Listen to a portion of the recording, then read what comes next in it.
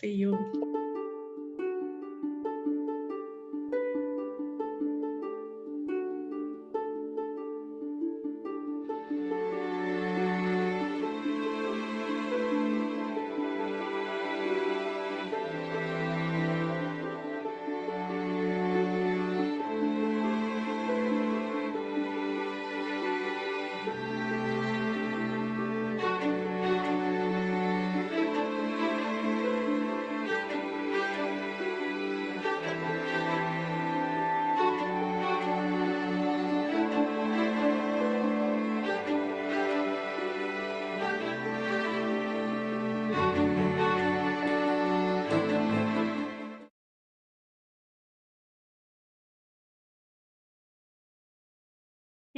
Good evening, everybody, wherever you are in the world. I am delighted to welcome you here today to our third session on societal issues of sustainable development by ICOM France, by its national, international committees and alliances. Once again, I would like to thank you for supporting us. This evening, we will be looking at a topic which is perhaps one of the least obvious one to look at, societal issues of sustainable development. I personally am really excited to hear Aude and Rodney talk about this. It's really important for all of our institutions. As I've just said, I've ruined the surprise of this session. So ICOM Canada has organized this session by Rodney Chaisson and Aude from the University of Quebec. Thank you so much for this work and for your moderation of this evening. I would also like to thank ICOM France and Claude, Alexia and Raphael, our intern, who will be taking notes this evening, so that we can quickly publish all of our discussions at the end of this. There is also Alkain, our president of ICOM Canada. I hadn't noticed you at first. So I would also like to thank our translators as well, so that you can listen this session in French, in English or in Spanish. Elke, would you like to say something to kick off this session before handing over to Rodney and then Aude?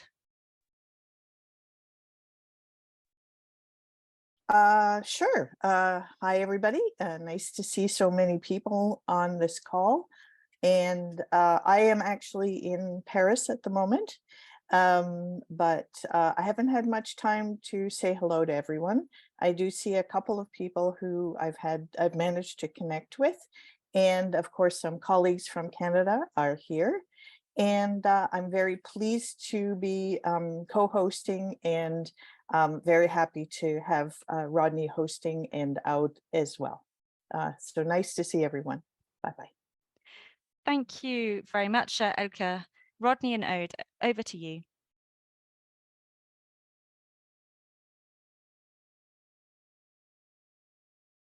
I think Aude is going to start.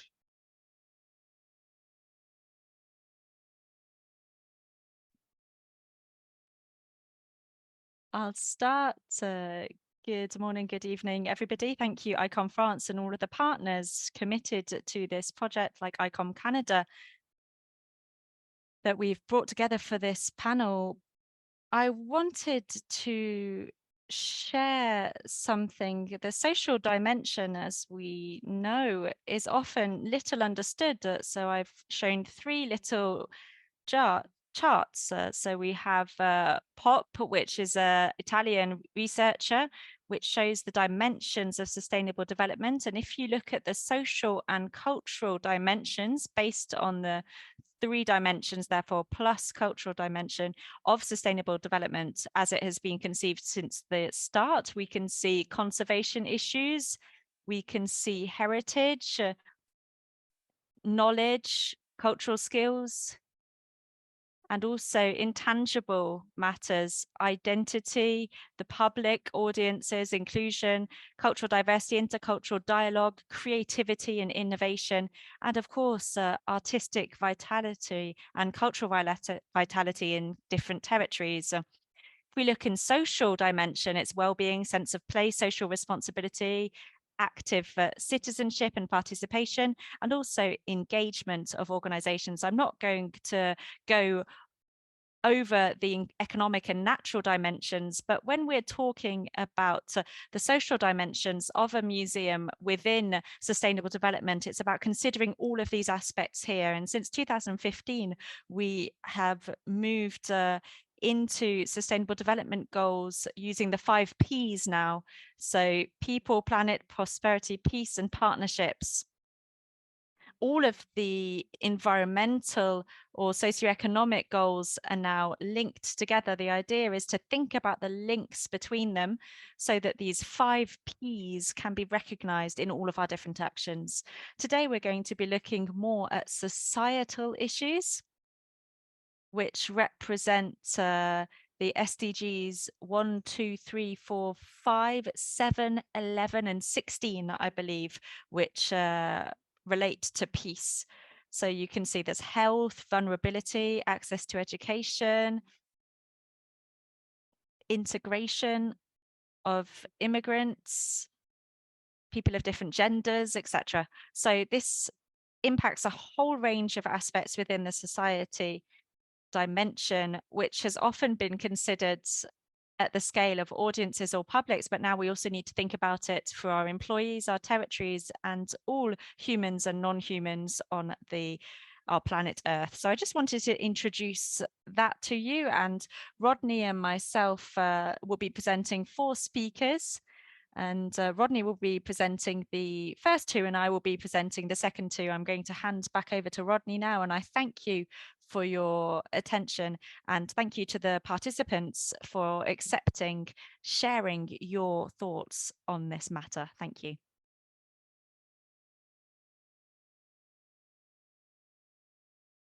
Thank you, Aude.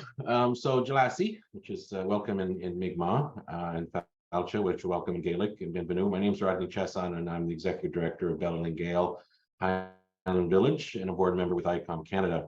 So on behalf of ICOM Canada, I want to welcome you all to this webinar, and I'm speaking to you from Unama'ki, which is one of the 7 traditional districts of the Mi'kmaq people. It's also known today as Cape Breton Island. ICOM is certainly pleased to be a partner in this important series of conversations on our responsibilities as museums to support leadership and change in the field of sustainable development. One initiative I want to talk about just briefly is an ICOM Canada initiative where we've identified climate change and climate justice as one of our priorities moving forward. Elke Weinstein, who you heard from there a second ago, and Victoria Dickinson are leading an initiative in cooperation with the Coalition for Climate Justice and Oceanwise to develop a special program for museums and heritage institutions to reduce the use of plastics in our organizations and thus mitigate the microplastics that are ending up in our waters and on our shores. This is a 3-year project with pilot projects currently underway at different museums, including the Aga Khan in Toronto and my institution here on Cape Breton Island. And we're certainly going to share more on this as the project evolves. But in the meantime, we're very excited to be part of this important conversation going forward. So I'm going to start by introducing our first speaker, which is Amareswar Galla, who is currently the Professor of Inclusive Cultural Leadership and the UNESCO Chair on Inclusive Museums and Sustainable Heritage Development at Nanyang University in India. He served as the former Vice President of ICOM and the Chair of ICOM's Cross-Cultural Task Force between 2005 and 2011, and is the founding trustee of the Pacific Island Museums Association and has led a number of other initiatives in the Asia-Pacific region. He's also the editor-in-chief and founder of the economic journal, International Journal of the Inclusive Museum, and former editor of the International Journal on Intangible Heritage. And I'm going to hand the floor over for our first presenter.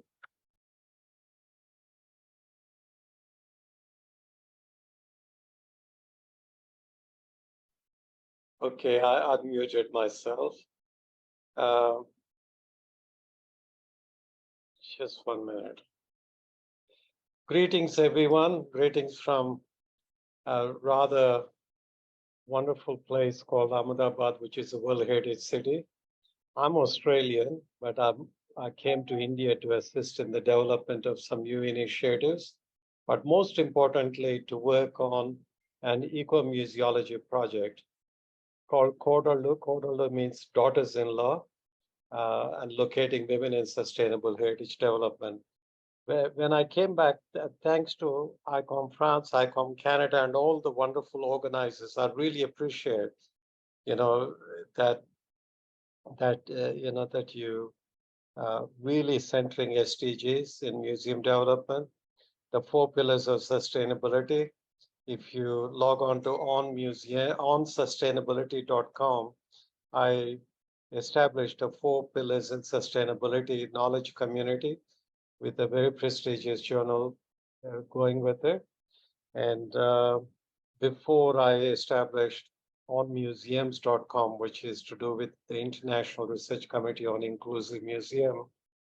And I know that given the limited time, what I would appreciate the organizers is that if you could move as I speak, because I've got 10 slides for the 10 minutes and 10 paragraphs. The place is called Amaravati. Your first image, you see that His Holiness the 14th Dalai Lama has often mentioned that Amaravati is one of the most sacred sites for Buddhism. Buddhism took birth in northern India, but Mahayana Buddhism took birth in this place in South India. It is the birthplace of Mahayana Buddhism. And the reason I went back there is His Holiness asked me if I could assist in developing the place because I was born here much, much later than Mahayana Buddhism. He conducted the Kalachakra ceremony there in 2006, some 600 years after the previous one in the 14th century, drawing on the evolving intangible heritage of the Mahayana Buddhism. Amaravati heritage, tangible heritage remains in ruins and poorly conserved sites. As you can see, the site where the Kalachakra ceremony was conducted by His Holiness is also the largest Buddhist stupa in South Asia.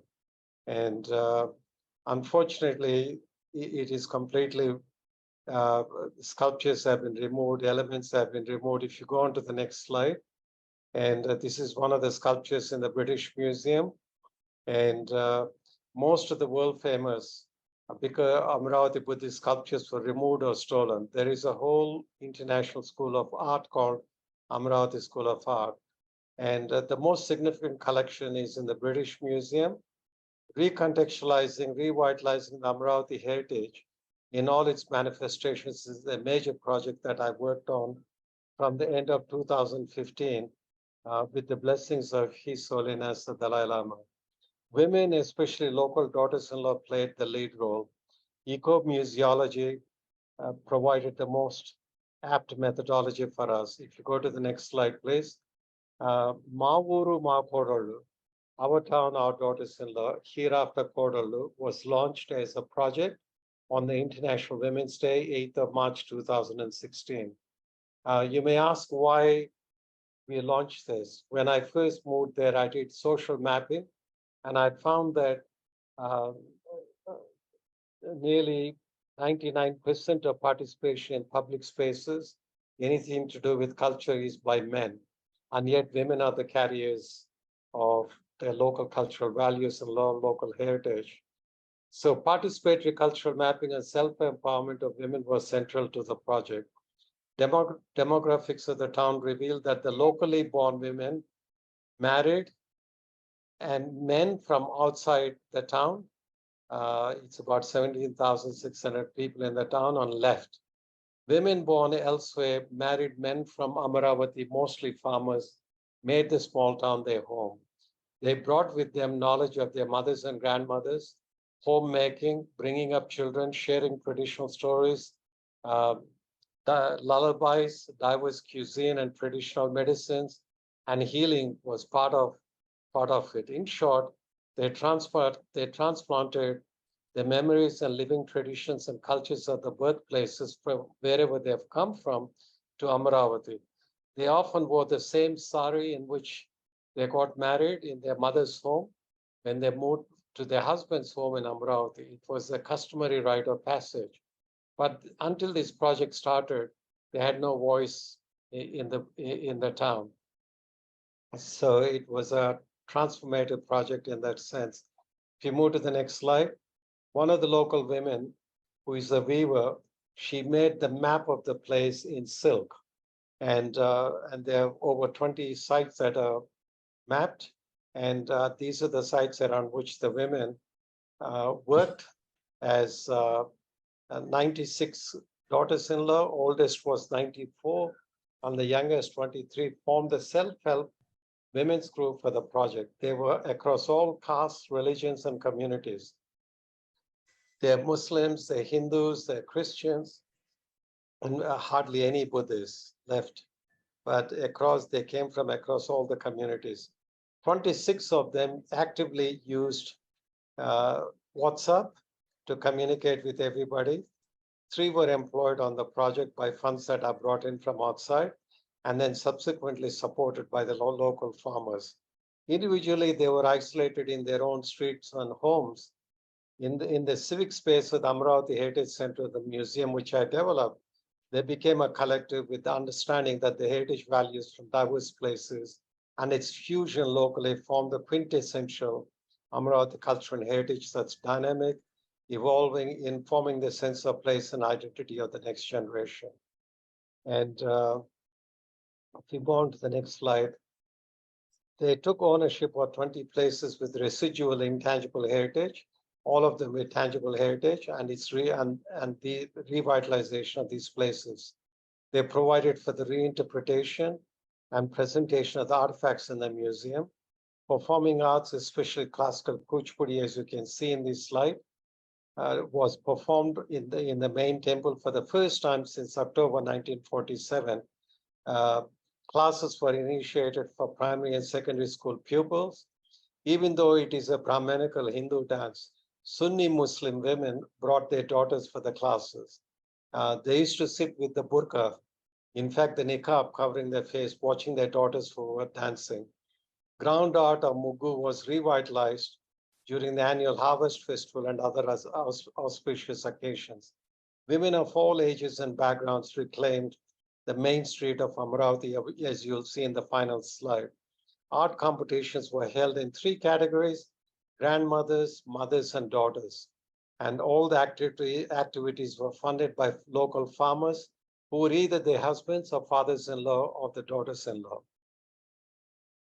If you move on to the next slide, even though the myth is that Buddhism died out in India, people forget their mother goddesses like this, who are remnants of Tantrayana Buddhism, were worshipped. 12 dilapidated mother goddess temples were rehabilitated.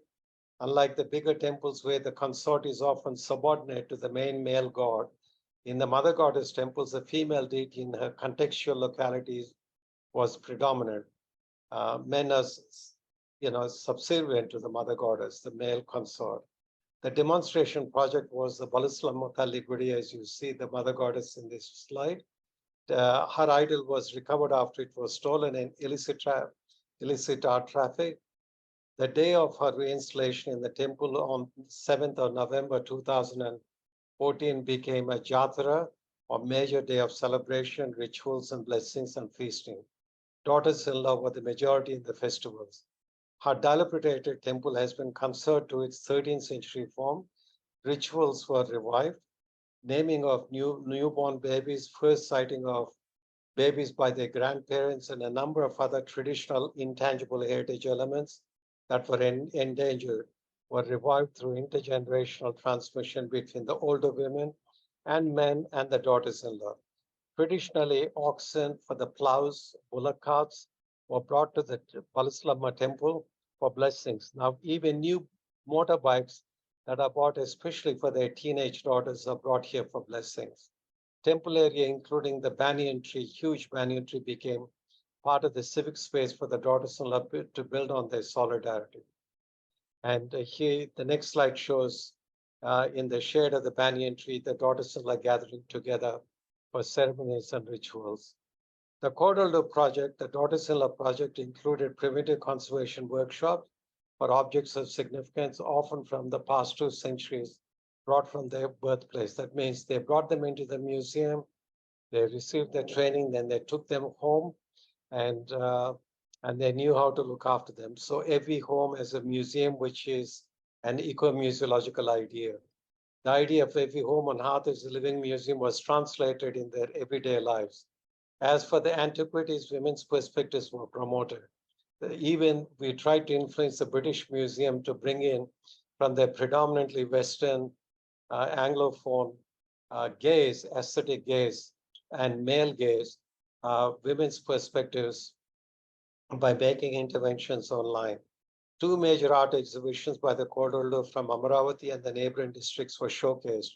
They are from art studios of several days duration from the daughters-in-law from across the Andhra Pradesh state to discuss with each other their ideas and their visualization through their own creativity. The Cordaldo project promoted intercultural, intergenerational engagement and events across social and cultural borders.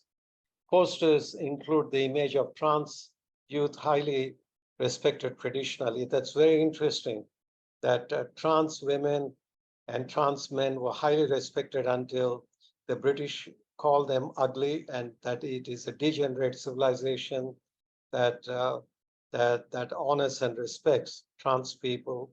And that was in the 19th century that they made it illegal and took away all their lands and property. Women were able to participate in the arts and craft exhibitions, which is Lepakshi is a major organization, and they were able to not only participate, but further their skills such as lace making, basketing, and storytelling. The transformation of the life of women through the Cordaldo project in Amaravati became a signifier of women's self-empowerment and self-respect.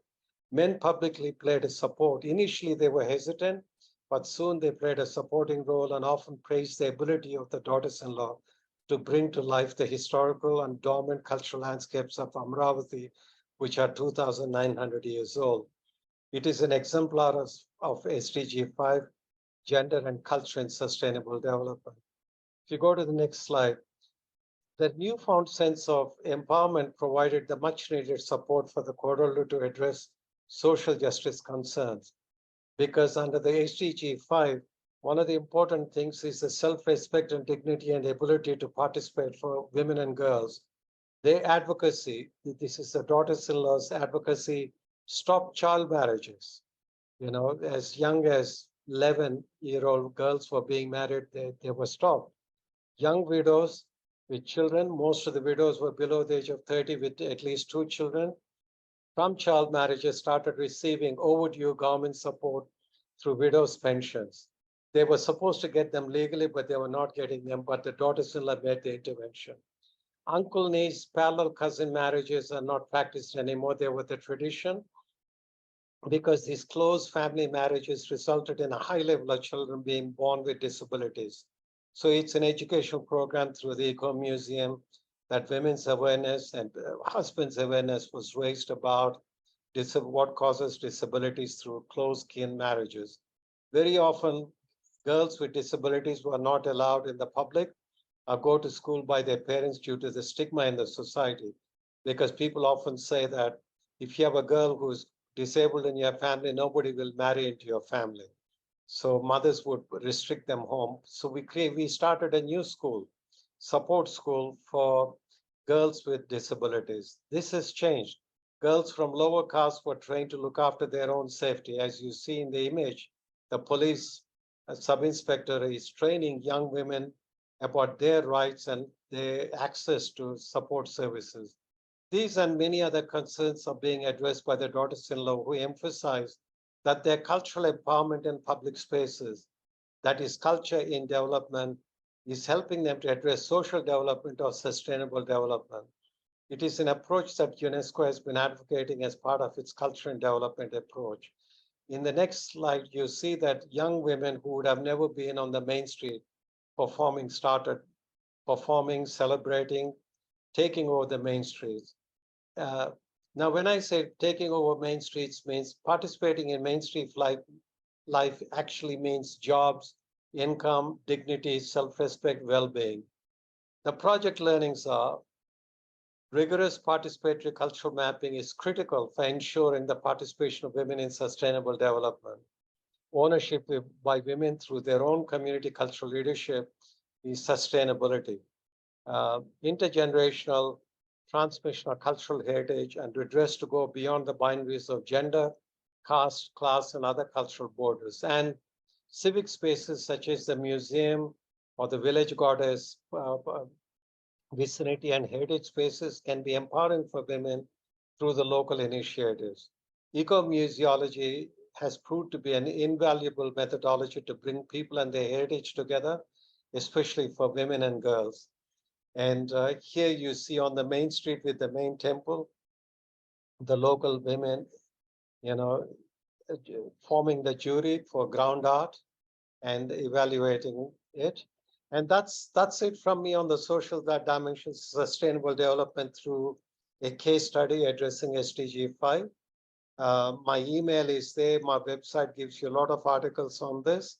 And it's been a great pleasure, great honor. Thank you very much for giving me this opportunity to share, because Amaravati is a very remote part of India, far from everywhere. In fact, at the British Museum, I've worked there and I've been there many times.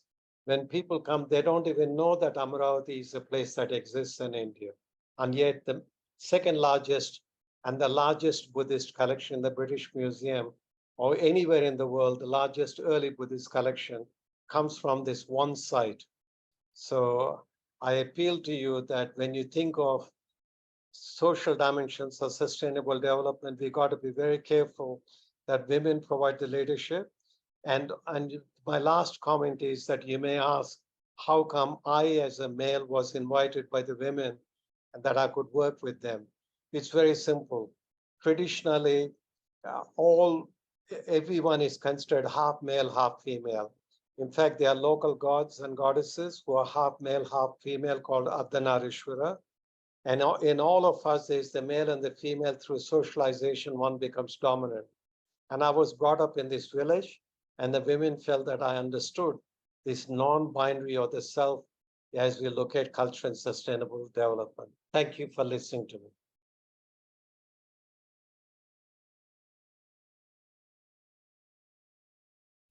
Great, thank you, Omar. That was enlightening, and we're going to do the questions at the end. So we'll do the 4 presentations and then a period for questions.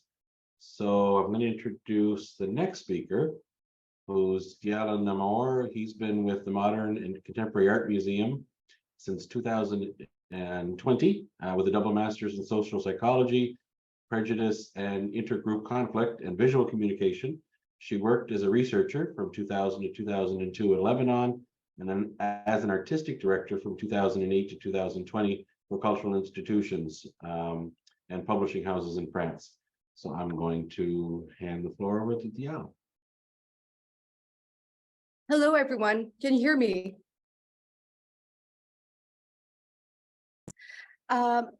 So thank you, ICOM France and ICOM Canada for making the cycle possible. I hope everyone can hear me. Just up the volume. And thank you to ICOM Lebanon as well for their support. So I'm the director of MACOM, it's the Modern and Contemporary Art Museum in Lebanon. So the museum is about 40 kilometers away from Beirut. We're about 10 kilometers away from the bigger cities in the area. We are implanted on an old industrial complex that was transformed into MACOM 10 years ago. We actually turned 10 years old about a couple of weeks ago. We specialize in modern and contemporary sculpture, Lebanese, as well as installation art. We have about 2,000 meter squares of permanent exhibition space, as well as a large outdoors space with a sculpture park. And on the top left, right image, sorry, we have the Wall of Contemplation. It's a series of 12 murals that we collaborated on with the delegation of for Lebanon of the European Union, excuse me. So those 12 murals are, it was a call of participation for international graffiti artists and artists of all backgrounds to partake in the celebration of the 70th anniversary of the Declaration of Human Rights. So they each worked on one or several articles from the human rights. So this collection and the Wall of Contemplation are the basis of what we work on our educational program. We have a diverse public when it comes to schools. They come from different regions to make artistic activities from different artistic expressions through storytelling, learning about the Lebanese art heritage, and as well delving into topics on human rights. Our museum, so we see a few images from the indoors, is on one level, so it is accessible through ramps to people with limited mobility. And we also have a part of our collection that is accessible to people with visual impairments and blind people.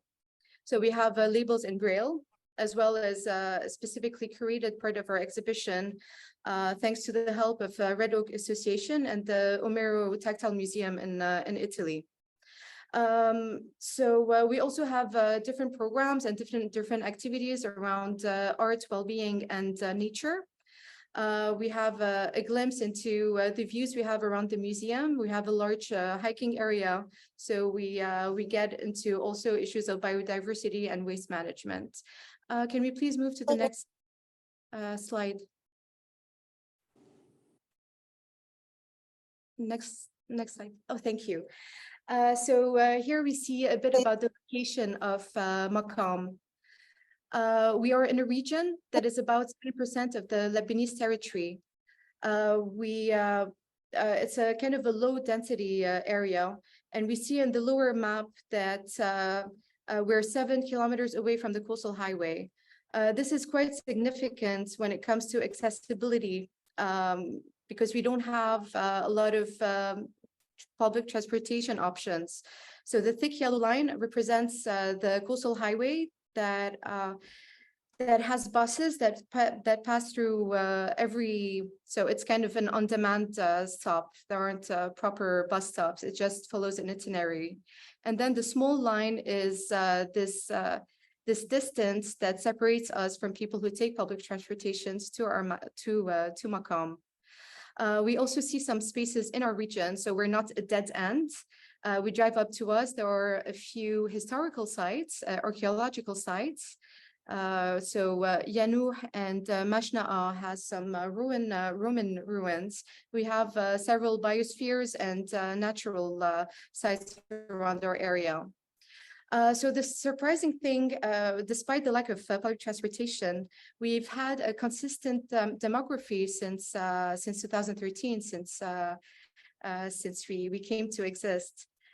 Our public is from Beirut and constituted with international tourists. So consistently, we've had a very low percentage of people from our region. And as you might know, since 2019, Lebanon has been going through a very harsh economical crisis. So the question of transportation is worse than ever. There is the issue of gas. So despite the fact that we have entrances on donation, it's still costly to come to us. And our demographics, despite those changes, has been the same. We still have visitors coming from Beirut, coming from international places, and our region is still not present. So we've had a few attempts. So the politics of hiring employees in Maqam has been targeted towards people from the region. Our volunteers as well come from our region. We try to boost our ads on social media towards our region, but it hasn't been working.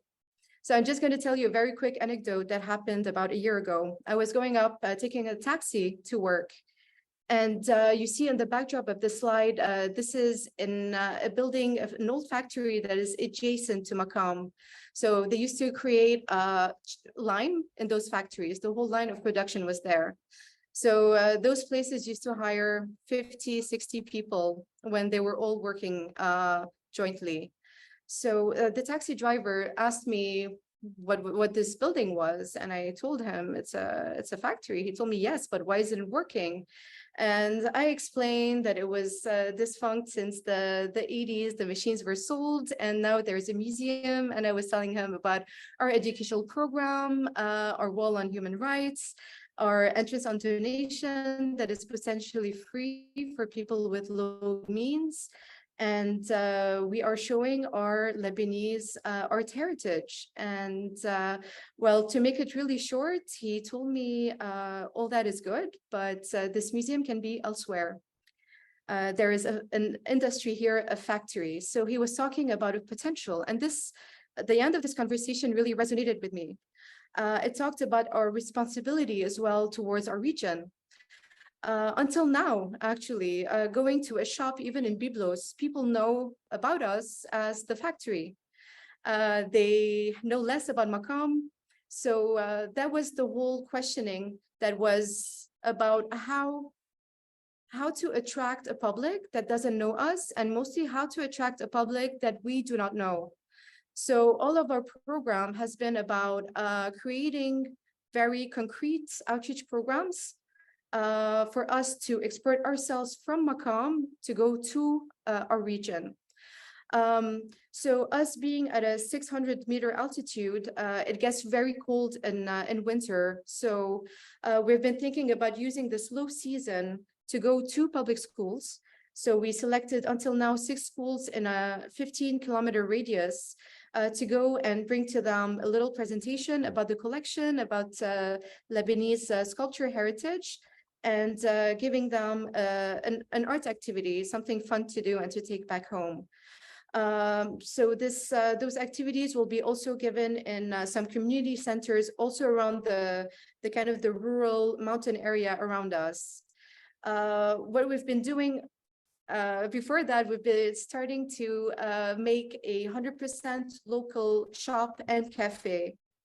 So no more soft drinks that are imported. Everything is 100% local. But now we're really focusing on regional. So those first conversations with local producers from our regions have been surprisingly illuminating, because we are working on very similar, we have similar concerns and working on similar problematics. So our local producers are doing compost. They have the same interest in reducing their waste management, because we are out of those main routes from which waste is collected. So there is this whole talk about reducing our carbon footprint and the discovery of the other working on the same thing. So we've started to integrating local producers, regional local producers, and local designers that are also on the same line as our brand and the contemporary art that we're presenting. So a next project we're working on is on creating a market that is from the region for the region. So here it's a little, it's adding people, stakeholders from the region to participate in the creation of this market that's going to happen in just a few months ago, in a few months in fall. So this is also about getting to meet our public, for our public to bring also their families and friends, so that they see a little bit of what we're doing. So throughout our conversation until now, we've met a lot of people who, once we talk to them about our graffiti walls, about human rights, about our biodiversity walks, and all the projects we're working on, they didn't know this about us. So this is kind of also to bring the people to us, but in a very natural way, through their own community. So we are really hoping to have active participation from our local regional people for them to raise awareness about the museum. So here in the image, we have the Be Lebanese by Lebanese. So this is a vestige from the factory before it closed. So there was this call for creating a local encouraging people to buy local when we started to import cheaper products and sometimes better, internationally renowned products. So there was this cry for encouraging local products, which is already back in the conversations and is in high demand. And it also really reduces carbon footprints, and it's a very more logical, economical and ecological solution. Can we move to the next slide, please? So this is the phase 2 that we want to implement. So we want to bring really part of the Lebanese art heritage that we are presenting in Maqam to our communities, to the community centers and the public schools, especially the public schools around us. So this is kind of a first step. We're not going to stop obviously in our region, but we once we have the funding for it, kind of venture into other more remote regions around us. The idea is to start building bridges and to engage the community to participate more in the museum activities. It can be in so many different ways. We've been meeting craftspeople who are ready to share their skills with the larger public. But in turn, we also want to develop programs to offer trainings to people who are interested in the region. I mean, it will be open to the whole country, but to encourage people from the region to come to us to develop skills, perhaps on Internet of Things or AI, or even technical know-how in art, or, you know. So this is our program. As it's around discovery and self-discovery, it will obviously be evaluated and it will develop according to the dialogue that we are establishing. So we have started in the beginning of the year to gather more data about our visitors, and we will adapt our programs according to what we get back. I think that this conversation is also about listening to this public that we don't have yet, and adapt our programs. We can really, I mean, the sky's the limit.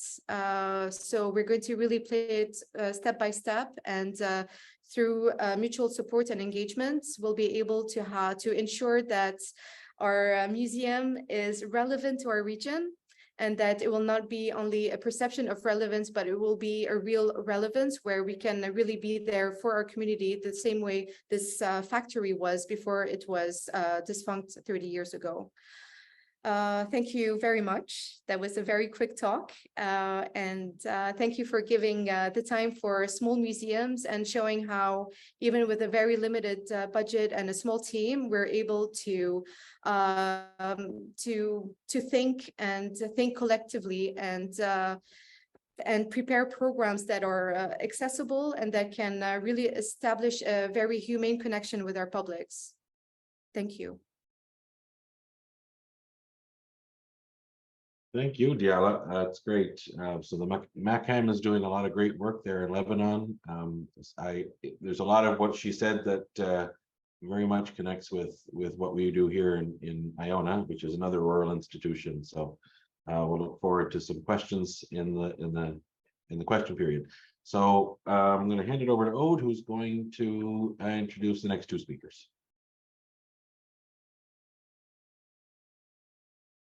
Thank you, Rodney. Thank you, Amar. Thank you, Diala. Now I'm going to hand over to Marie-Claude Mongeon, who holds a bachelor's degree in art history from the University of Ottawa and a graduate diploma in corporate sustainability and social responsibility from the University of St. Michael's College at the University of Toronto. She's currently head of the Secretariat General and Strategic Projects at the Montreal Contemporary Art Museum. She's a member of the Advisory Committee of the Museums Coalition for Climate Justice and a member of the Advisory Boards of Directors of the Canadian Museums Association and the Centre for Sustainable Practice in the Arts. She was co-curator of the Société des Musées of Quebec's annual symposium in 2022, and also worked for 15 years at the National Gallery of Canada, where she held a variety of positions. Thank you, Aude. Thank you, Rodney. These presentations have been so inspiring. Thank you. I'm going to be working today to think alongside you about societal issues of sustainable development and museums and their environmental and social responsibilities towards an ethical and sustainable model. I'm going to be looking specifically at our projects. So let's move on. So without starting, I would like to say that the Montreal Museum of Contemporary and Modern Art is located on First Nation soils, and I respectfully recognize the nation of Kanyen Kekara as guardian of this land and water, and a number of other peoples, including the Muniang, Ashinabeg, and other people, all of those still residing in this territory. So allow me to present some context. We saw the pillars of sustainable development presented by Aude. You know these well with the economic components, but when I see these three pillars, there really is a separation between ecology and social. So if we can move on to the next slide now, but I would prefer to consider ecological and social matters as indivisible. This can have a number of different manifestations through inequalities, environmental racism, all matters about colonization and of course decolonization, unequal access to natural resources, to nature, but also to positive impacts and well-being. This is especially true in Western models or communal models, where there is this separation that's become established, and it's difficult for us to consider this differently. So this kind of underlines the way that I discuss sustainable development in my institution and work that I do with other organizations. If we move to the next slide now. So between the different spheres of socio-ecological issues that we can see from my two previous speakers, those that preceded me, there has always been a socio-ecological question as long as museums have existed. There's a need for education, for outreach, participation, governance, and accountability as well. How can we consider an encounter between what museums used to do and have been doing for a long time and all of the issues and challenges arising in the socio-ecological sphere? Let's move on to the next slide now. So this is just to give you some context. I'm talking about the perspective of Canada, but museums are right across the world. Museums, galleries, and libraries attract more than 150 million visits each year. This is before the pandemic. We're not yet at the same figure after the pandemic, but we're getting there. This shows that there is a link between the quality of life and the health of individuals and the number of times they visit museums. But we can also recognize that museums have a special place because it is one of the most reliable sources of information for the public, more than researchers and scientists, which may appear ironic. They develop widespread networks of local, national, and international partners, and they're the best placed organizations to stimulate social and environmental change and to raise awareness by offering alternative solutions to social issues. There are 95,000 museums in the world, according to UNESCO. There's more museums in the world than McDonald's. So I am delighted at that fact. Let's move on to the next slide now. Before going into the heart of this topic, I thought a lot with my colleagues while I prepared for another conference that I was speaking at about acts of vandalism and activist acts at museums, particularly in Europe, you can see activists, for instance, throwing food onto paintings, for instance. In London, one protester wrote, "What's more valuable, art or life? Are you more worried about protecting a painting or about protecting our planet and people?" Let's move to the next slide now. So what can we deduce from this? My colleagues and I discussed this. So what can we deduce from the gesture of activists in the museum sector? 6 systems emerged, and it was quite surprising. A number of these themes are within the social pillar, but we can see that the social and the environmental pillar, once again, are indivisible.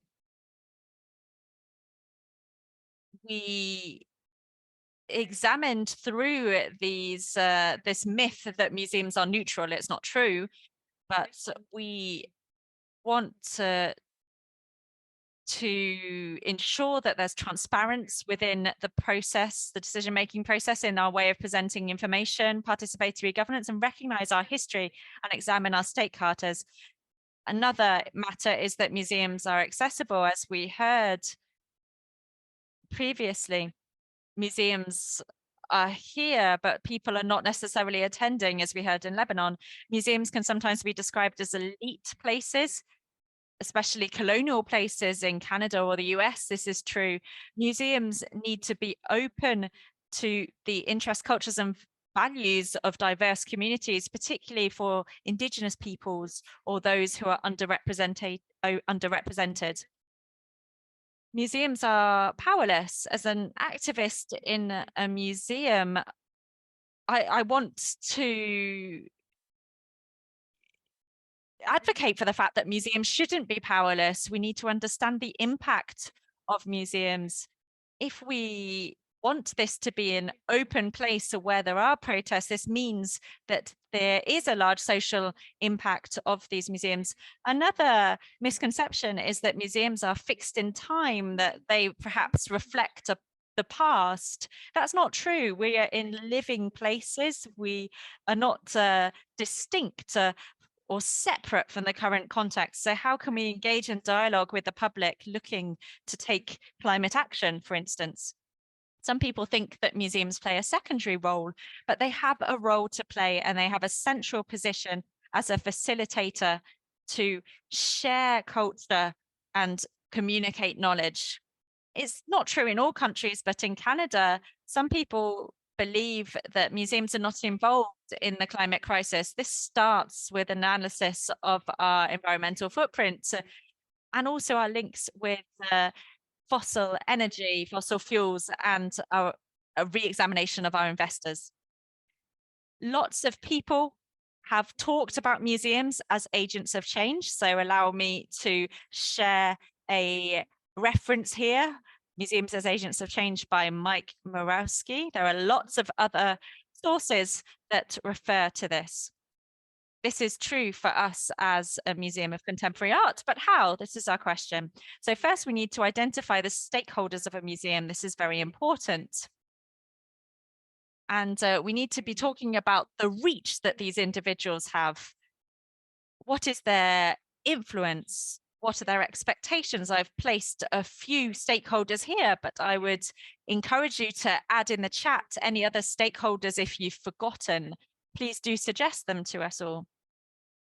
We then need to ask some very fundamental questions when we're addressing social challenges and embodying change. What challenges are the most important for our stakeholders, for our environment, for our communities? What impact do we want for the short, medium, and long term for each stakeholder? And what resources does the museum need? And how can we measure this and measure our progress? For this, we need a cross-cutting and participatory approach. In our museum, we have identified that a stakeholder for our strategic work was our board of directors and also our staff. It's important to work together in working groups, and we need to have an action plan and directives and policies. People working in museums, for instance, they can familiarize themselves when joining our team with our strategies. So, Musée d'Art Contemporain de Montréal, allow me to show you a little bit more information. We have moved 4 times in our existence. We opened in 1964. This is going to be our 4th move. We're in a purchasing center with an education room as well and a studio. We're hoping that our permanent home will be renovated soon and will be better suited to the needs of the museum and the community. So we're currently based in this room. There are a lot of activities carried out with exhibitions and a number of other events, but here are some activities that my education colleagues are working on. These are developed very cleverly in order to have dialogue and participation from the public. So there's the GREM school project, where a school was invited to spend a full day at the museum over a period of several weeks in order to have art-based activities. The Underground Art Festival with the Promise Association was a series of 8 creative workshops with the inspiration of the directors of the museum, working particularly with immigrants and refugees. The purpose of this was to use contemporary art and outreach as a way of developing knowledge and self-expression. What we can see here, ce qui doit être dit, what must be said, is a number of different flags through this project. On the top right, you can see the Underground Art Festival, but there are a number of other collaborations to attract different members of the public. And then there's the accessibility section with visits from people who are deaf or hard of hearing, other people with disabilities. This is a strategy for diversity in order to adapt new measures and better meet needs while supporting access for people with disabilities. I'm not going to read this entire slide out, but this is the content of our next strategic plan. We're going to be adopting this plan soon. We wanted to integrate sustainable development into the museum's priorities. Even if we're looking at the inauguration of a new site, we want to be projecting sustainable development when we're talking about the reach or the influence of the MAC. We want to put visitors at the heart of the museum experience, but also this notion of accessibility and diversity. Our team's been doing great work already. We just wanted extra supervision around this. And then the matter of sustainability, well-being, with really enriching work in this area to participate in the socio-ecological transition. This represents a number of different projects. These projects are going to be deployed or continued over the next 4 years. We have a 4-year plan, and we are able to integrate new plans during that time. There's 2 mandates. We're going to have pilot projects, experimental projects to see different ways of including the public with specific actions, with the deployment linked to engagement with Indigenous peoples or better representativity within museum functions. Next slide. And we have also heard some of our colleagues here saying this. There really is an importance of having a working group inside the institution working with the organizations. I'm part of the committee with 4 or 5 different museums, and we discuss our sustainable development action plans monthly in order to see what we can do together, how we can pool our resources, even to have an international exchange like today in order to amplify and find new solutions for integrating sustainable development.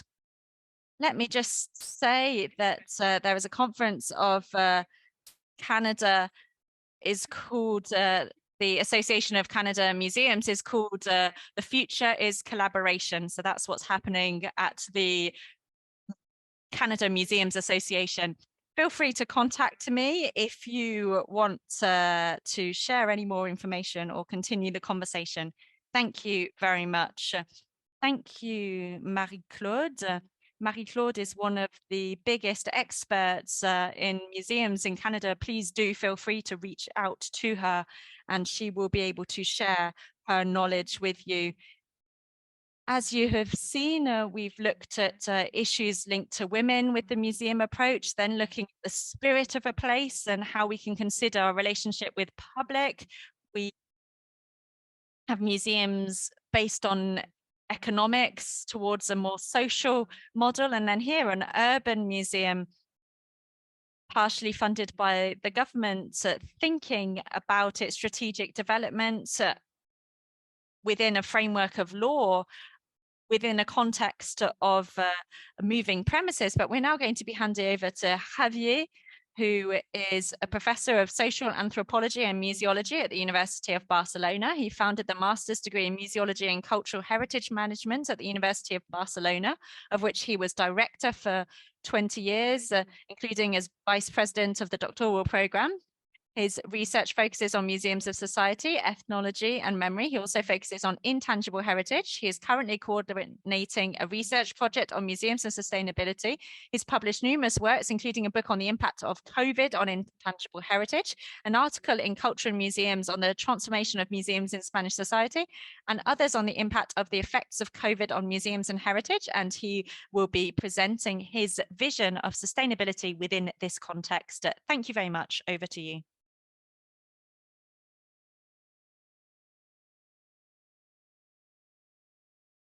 Well, thank you very much.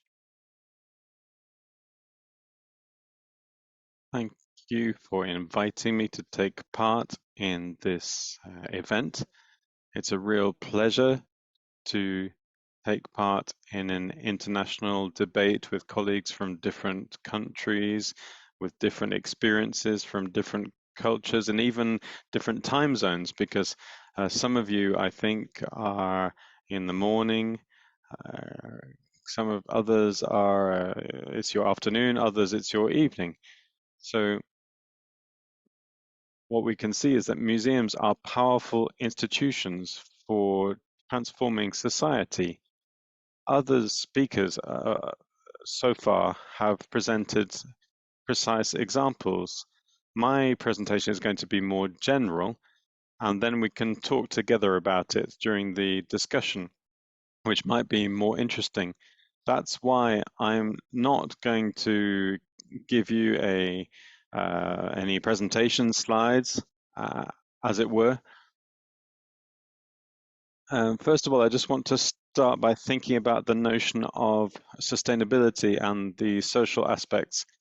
And then I'd like to highlight a contradiction, which will be a central aspect of what I want to say, between the social objectives of museums and the trend towards neoliberalism in a number of institutions today. And also then I'd like to just present some strategic priorities which should be key for museums from a social perspective. So I'd just like to share a few thoughts, which perhaps are not necessarily because we've already heard some of them, but just to talk about sustainability and the social challenge that it represents. Sustainability is a term that we use a lot in our life, We talk about transport companies say that they're sustainable, hotels say that they're sustainable. We have government declarations related to sustainability linked into businesses of all kinds. We see it in advertising, we see it everywhere. Sometimes I think that we use this concept in almost a frivolous manner. I'm not talking about us, the museums, but I mean we as in society in general. We look at it almost as something that is linked to publicity, and we sometimes talk too much about sustainability.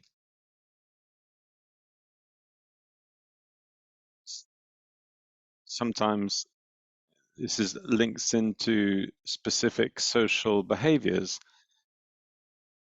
and we are faced with a number of challenges. But in there's differences, of course, between the situation in Lebanon and in Europe.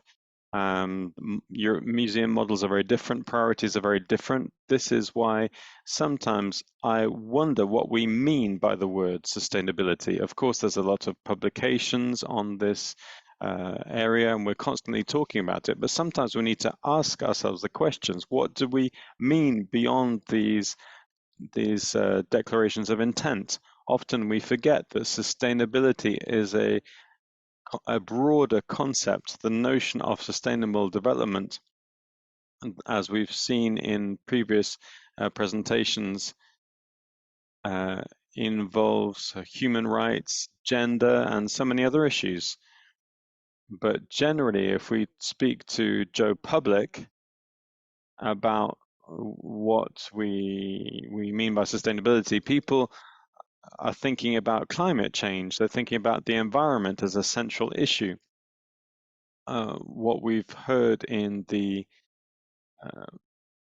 presentation with these 4 different spheres, environment, culture, economy, and these are all very important aspects. The cultural aspect is really essential for reaching the social aspect.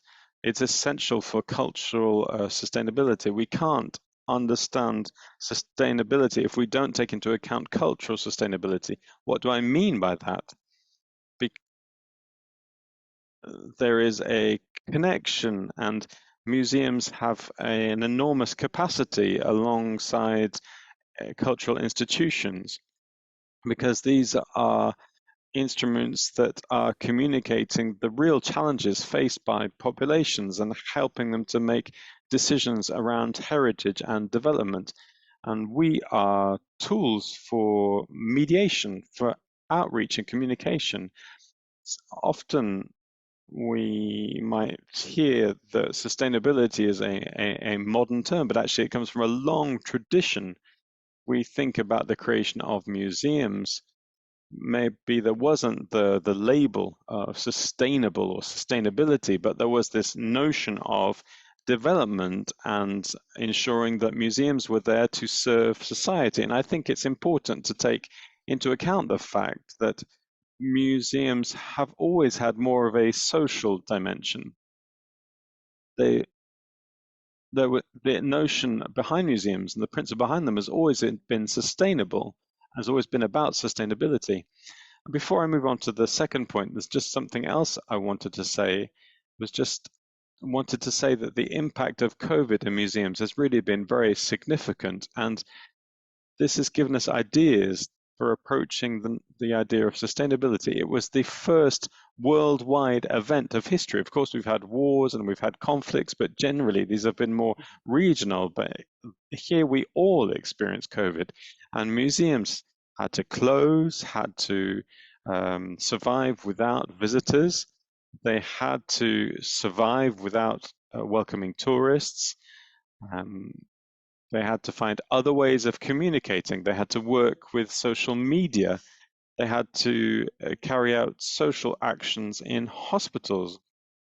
They had to talk directly to audiences. And this led museums to think over their social dimension once again, because it's something that perhaps we'd forgotten.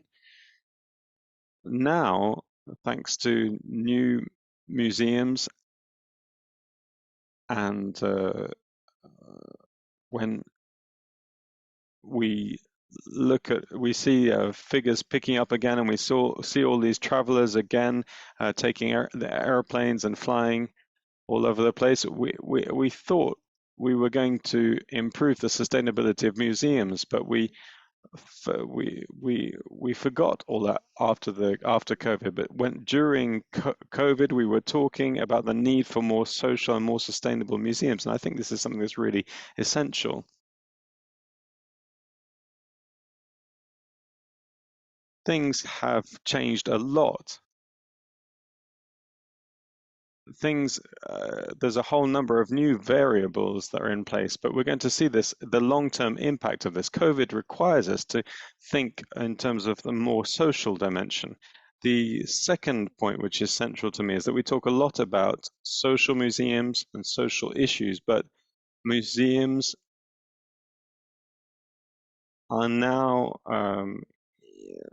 faced with a contradiction. If we talk in geological terms, we could say that museums are between two tectonic plates, forces that are crushing us, coming from either side. First of all, there's the idea of the neoliberal museum, which is predominant with a focus on budgets and this social image and the desire to welcome tourists with the development of these big museums that are almost like cathedrals. There's a construction through cultural diplomacy, construction of museums in other countries, museums that are selling their museum project, as it were.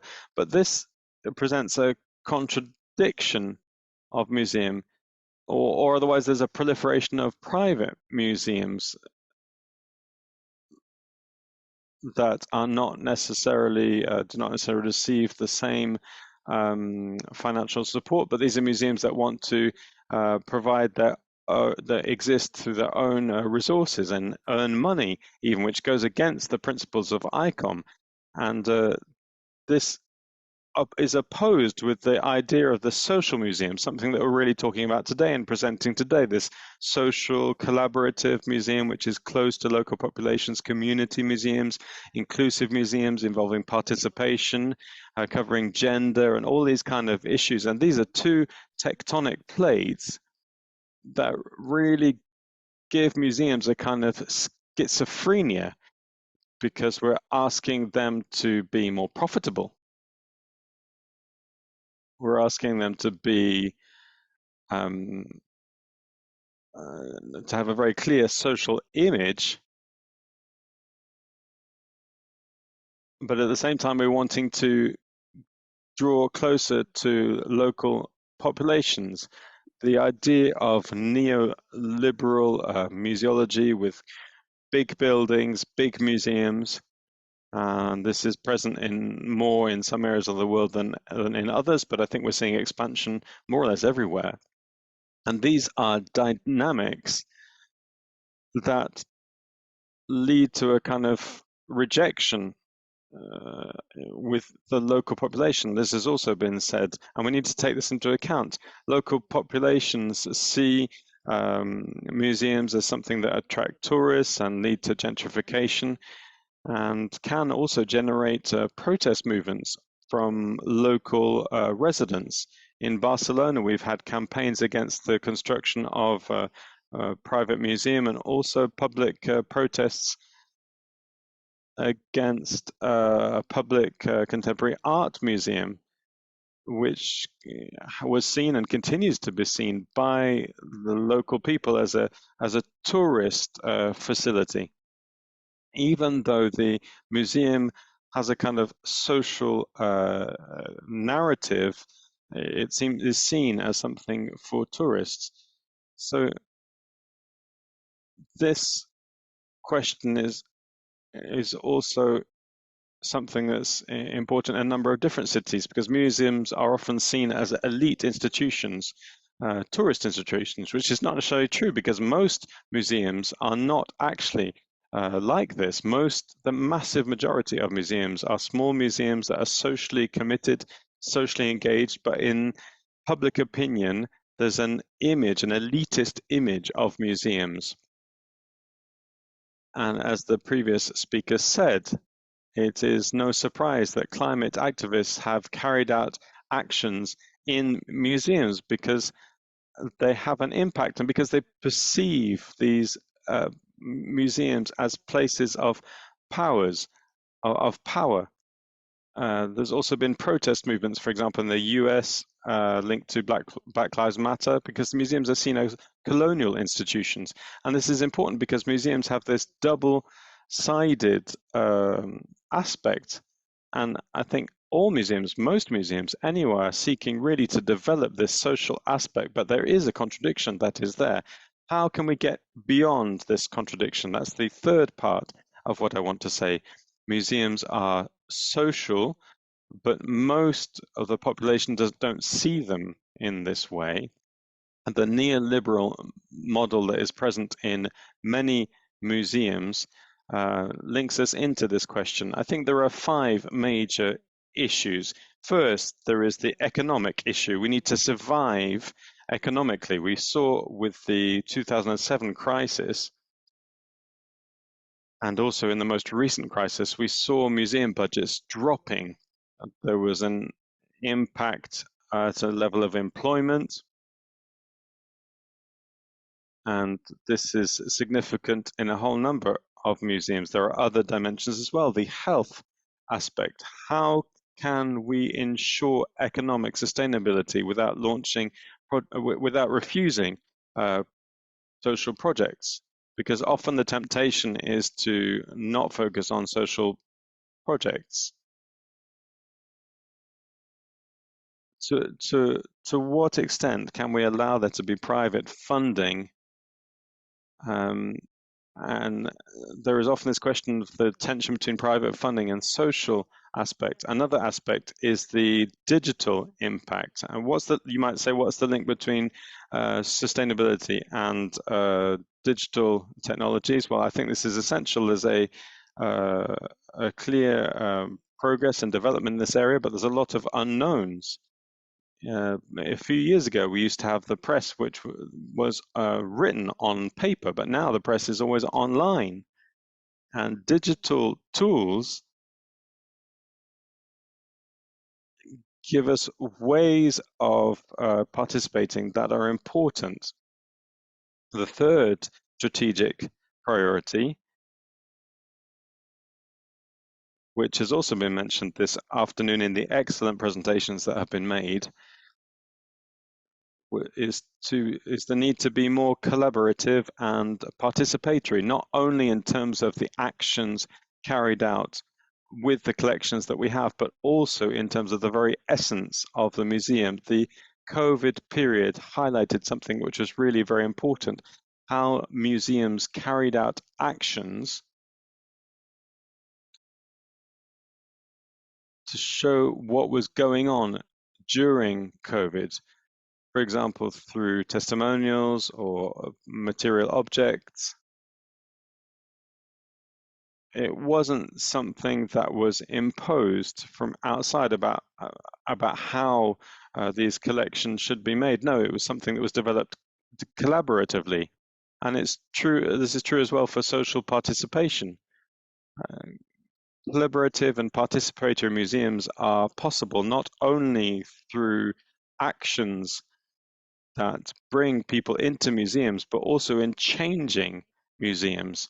The fourth challenge, which is one of the most important today, is decolonization. This is one of the key challenges that we face as museums today, and this has enormous political consequences. It's not just about changing our image, because now people focus on changing image or do symbolic actions around the restitution of artifacts, but we're not just talking about that. We need to have a huge debate that has implications in the very notion of what a museum is. We need to break taboos in terms of the preservation of collections and objects in order to think once again about museums and what they are, and not all of our political authorities are ready to deal with this question.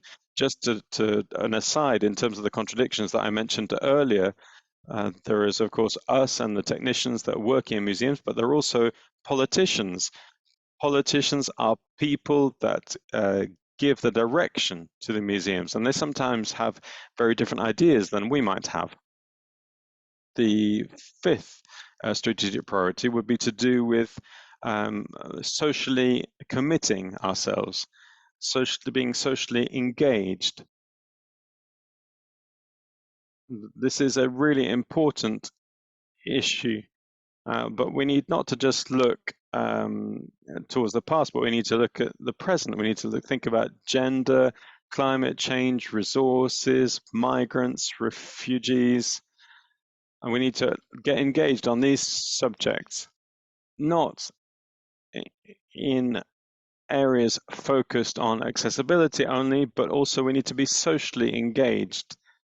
The museum is needs to be a credible institution close to people. Generally, it's considered as a neutral institution, much more so than governmental players, such as the university which I belong to. But this engagement, this commitment, it hits the obstacle of the proliferation of neoliberal museums, of the crisis and the economic crisis and its effect, and also other issues. It also hits the obstacle of the priorities of governments who see the museums as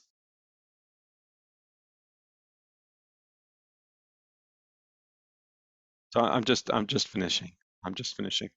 The conclusion is just to say that it has been said that the problems of museums are linked to the problems of a number of different people in our era. So when we talk about the issues of museums, we're talking about the issues of societies. Creating more socially engaged museums must not just be a strategy for partially modifying them, but it must be an authentic strategy linked to the cultural institutions. We are facing situations of authoritarianism and racism in our past, and we really need to deal with this within our museums as a priority over other functions of our museums. We need to think about the negative growth of our museums and the removal of these other areas. I'm going to finish there, and I'm really sorry I've taken too much time. I'm very sorry about that. Thank you very much to opening us up for this question around negative growth and decolonization and energy conversation. Rodney, are there any questions? We'll take any questions from the group. We've got about 7 minutes left. Some of the different speakers can ask questions if you'd like to. We can be very efficient with this. Please don't hesitate to ask any questions. Previous speakers or perhaps from the audience in general.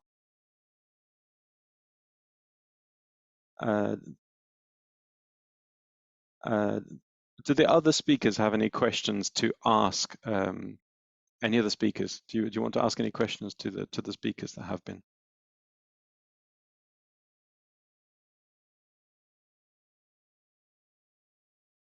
Well, I've spoken a lot.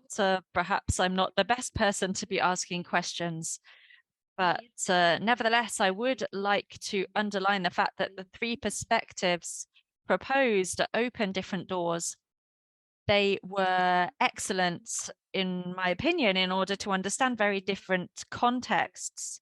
India, Lebanon, and Canada. I would like to ask the following question. What political difficulties have you encountered with relation to your authorities? Museums are not free. We're definitely not free. Have you faced any difficulties?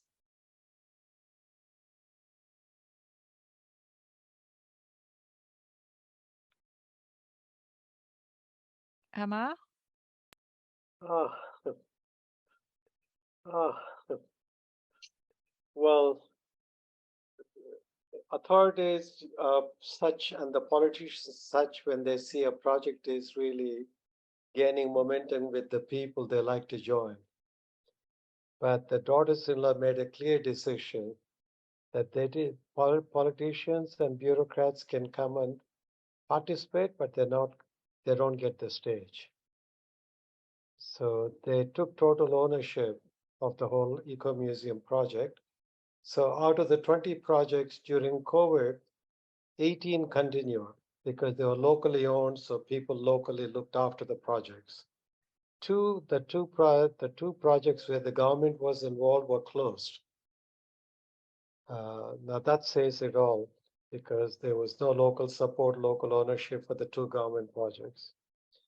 But the challenge is the women that you saw, if they were men, I doubt that they will sit together and mix like that, because they are so-called Dalits or so-called untouchables among the women, lower caste, and they're indigenous people. There are 3 different tribal groups, women from 3 different tribal groups.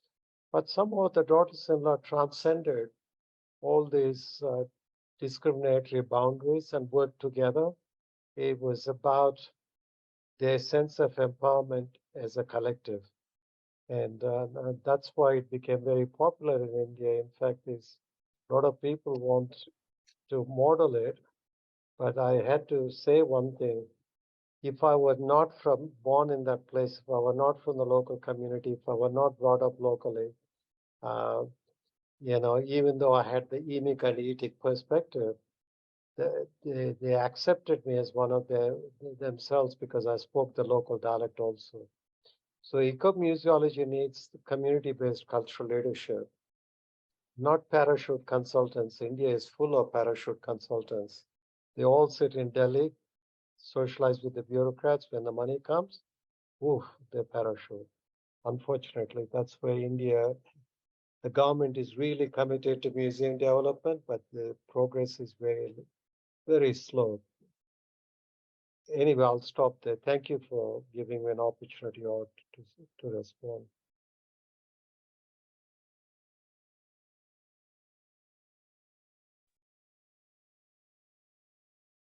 Rodney.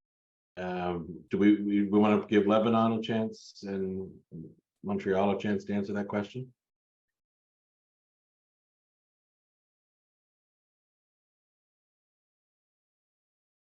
For Lebanon, we are facing difficulties. There is a kind of void. It's not a lack of interest, but we do not have support or the reaction of the Lebanese government. We're counting on other funding organizations such as ambassadors, embassies, international and regional funding mechanisms, with a lot of solidarity, cooperation, which allows us to make progress. But the state, when the state finally stops slowing us down, we might get a bit better visibility. We don't have any challenges at the MACAM in particular that I would like to elaborate on. And for the Musée d'Art Contemporain in Montreal, I don't think that this is a challenge. For integration of sustainable development, we can see encouraging results from policymakers and politicians. They're not necessarily bringing additional funding, but we're encouraged to see positive reactions from them. Great. Well, thank you, merci. Thank you, everybody. This was certainly a very enlightening afternoon. Thank you from all 4 speakers. A lot of ground covered, a lot of different, as Aude mentioned at the beginning, with the Sustainable Development Goals. I think we've captured quite a few unique ones. And for those of us, certainly in North America, there's some new ones there in terms of gender equality and so on. I think that are eye-opening in many ways. A lot of points to consider and discuss at our own institutions. I certainly like what Marie-Claude talked about in terms of a sustainable development working group that meets monthly. That certainly is a great idea for museums. MACAM, as I mentioned, a lot of connections there, a lot of similar themes to what we are experiencing here in rural Nova Scotia. All in all, I think it was a great afternoon, and I want to thank Aude. She did most of the heavy lifting putting this together. And on behalf of ICOM Canada, thank all of you for joining us. I believe I'm going to hand it over to ICOM France, who will talk about the dates going forward. So thank you all again. Happily.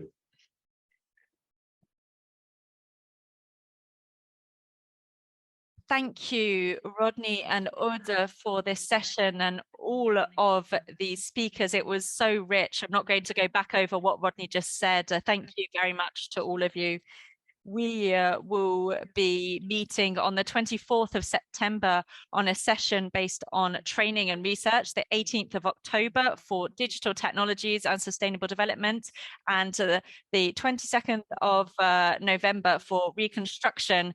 I'm going to finish with the message of hope that Marie-Claude gave us, remind you that there are more museums than McDonald's in the world. Thank you very much. Have a great evening. See you all soon. Bye-bye.